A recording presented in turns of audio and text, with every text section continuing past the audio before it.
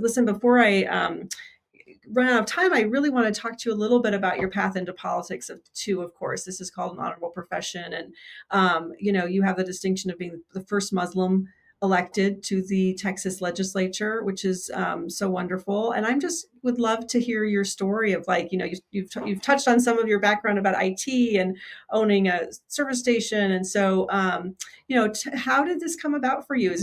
Was elected office always something you thought that you would end up doing, or was this kind of a unique surprise? No, absolutely not. I mean, my first careers were completely not glamorous at all. And I was born in Pakistan, moved to Canada when I was 10 years old, and then moved to the United States when I was 19 years old.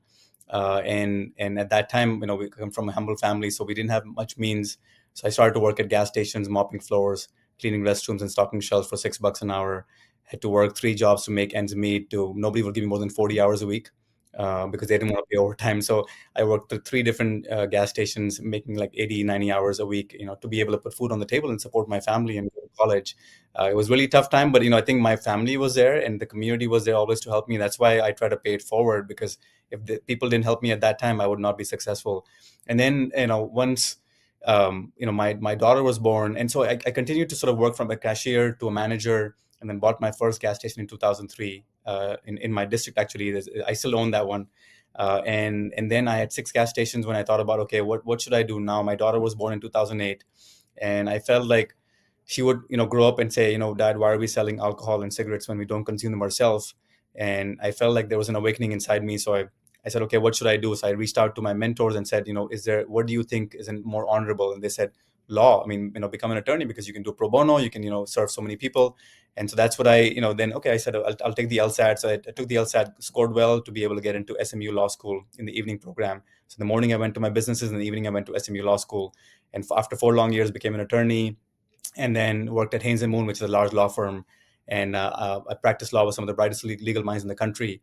And then after that, as soon as I got to Haynes and Moon, my neighboring partner was Rafael Anchia, who's the state representative today, and he's Yes. been there for 20 some years.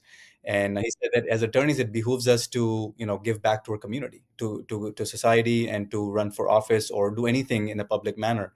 I said, okay, let me think about it. So upon his insistence, I started to volunteer my time at the park board in my city of Euless, Texas. And so I had applied, and after 3 long years, 2016 happened, and our former president was elected. So some of the issues that we're seeing right now, I was exactly facing that 8 years ago. And the first thing he did, when he took office, was institute a Muslim ban. I think that was during his first week from 7 Muslim countries. And as a Muslim, as an attorney, I felt that's unconstitutional. Like, how can somebody discriminate based on my faith? And I felt like, South Asians and Muslims sometimes, are just complaining and sitting on the sidelines.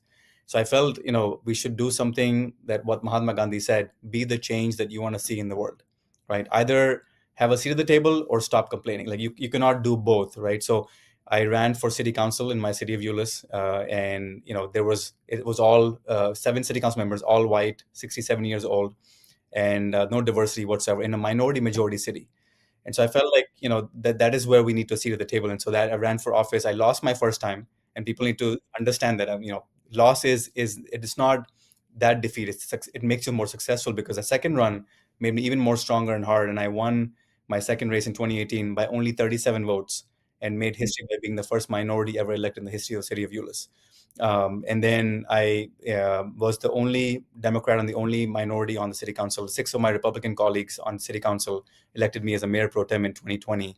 And so that was really a good blessing. And I like in the city because there's no partisan stuff. Our Yeah. potholes are not Democrat, our library is not Republican. It's just all the issues that we face are bipartisan. And so I really enjoyed working with them. And then 2022, when there was a seat that became open in the Texas House, I ran.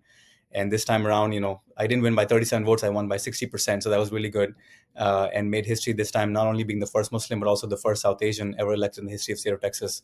And that was also really surprising to me, right? We're in 2022, and there's never been a Muslim, there's never been a South Asian elected. And in my district, there's never been a minority elected in the history of the state of Texas. The District 92, I was the first minority as well. So, and I say that because I want to bring in different perspectives to politics, and that's what my journey has been. And I often speak to youth and say, I am the first one, but I don't want to be the last one, right? I want more people to come behind me and I'm trying to blaze a trail for everybody to come in and make it more acceptable. I had so much Islamophobia, so much, like, people told me that if you eat pork, then you don't have my vote, right? Or people, told me that, you're going to bring Sharia law to our state, or you're going to make, women wear hijab, and just a lot of different things that people told me. And I just fell back to my, like, mindfulness and saying, okay, look, they're misinformed, and they're trying to protect themselves and their state from something that they think is bad. But being a Muslim is not bad, and that's what I was trying to convey to them. And I think I do that a lot, right? I mean, I brought the first Quran to the Capitol. I swore on it. It was 200 years old. John Adams, our founding father, John Adams, had a copy of that. So it's really amazing, that I was able to bring that. And it was stolen. Next day, 2 days later, it was stolen from the Capitol. I put it in the Capitol Oh, chapel for others to read, and it was stolen. And then, I there was somebody that was misinformed by my faith and said, "Oh, this is so many bad things about Jesus Christ." And I said, "Do you know, ma'am, how many times Jesus Christ is mentioned in the Quran?" And she was like, "Why would the Jesus Christ be mentioned in the Quran?" I was like, "More than 50 times. And Prophet Muhammad, who's the prophet for Muslims, is only mentioned one time. And more than 50 times, Jesus Christ is mentioned because we believe in his teachings. We revere him as a prophet. And, if I could be 5% of what Jesus Christ was, I would be a lucky person." So, things like that. I think my goal is always to educate people and let them know, because there's a lot of ignorance in this world. And so what they don't understand, they fear, right? But if they can start understanding more and more. We had an iftar at the Capitol where we had 50 state representatives attend. Last session, I'm doing one again because Ramadan starts on March 1st. So it's always been try to how I can showcase my values and ethics, but in a safe space where people are not saying, "Oh, this guy, I don't want to work with this guy because he keeps putting everything on his face, about this or that." So I try to be a little bit more bipartisan, moderate, just try to see how we can work together in a meaningful way.